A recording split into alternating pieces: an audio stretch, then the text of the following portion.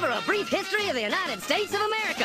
Hi, boys and girls, ready to get started? Once upon a time, there were these people in Europe called pilgrims, and they were afraid of being persecuted. So they all got in a boat and sailed to the New World where they wouldn't have to be scared ever again. Oh, I'm so relaxed. I feel so much safer. But as soon as they arrived, they were greeted by savages, and they got scared all over again. So they killed them all.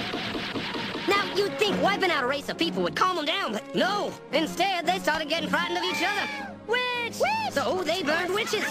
In 1775, they started killing the British so they could be free. And it worked, but they still didn't feel safe. So they passed a Second Amendment which said every white man could keep his gun. I loves my gun. Loves my gun. Which brings us to the genius idea of slavery. You see, boys and girls, the white people back then were also afraid of doing any work. So they went to Africa, kidnapped thousands of black people, brought them back to America, and forced them to work very hard for no money.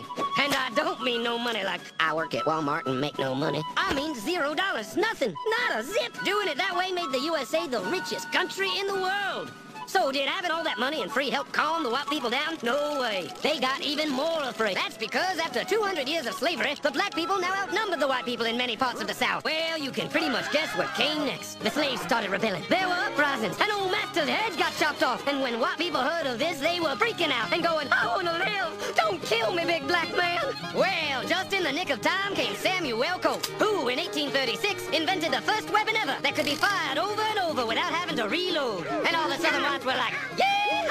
But it was too late. The North soon won the Civil War and the slaves were freed. Yep, they were free now to go chop all the old masters' heads off. And everybody was like, oh no, we're gonna die. But the freed slaves took no revenge. They just wanted to live in peace. But you couldn't convince the white people of this. So they formed the Ku Klux Klan. And in 1871, the same year the Klan became an illegal terrorist organization, another group was founded, the National Rifle Association. Soon politicians passed one of the first gun laws, making it illegal for any black person to own one.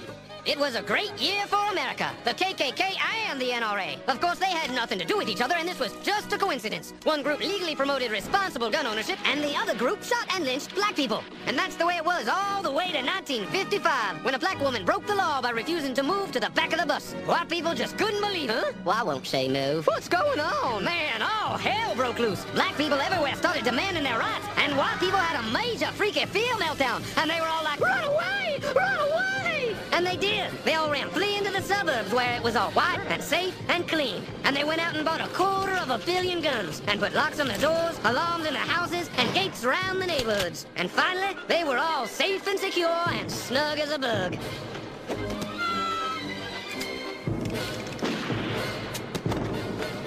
And everyone lived happily ever after.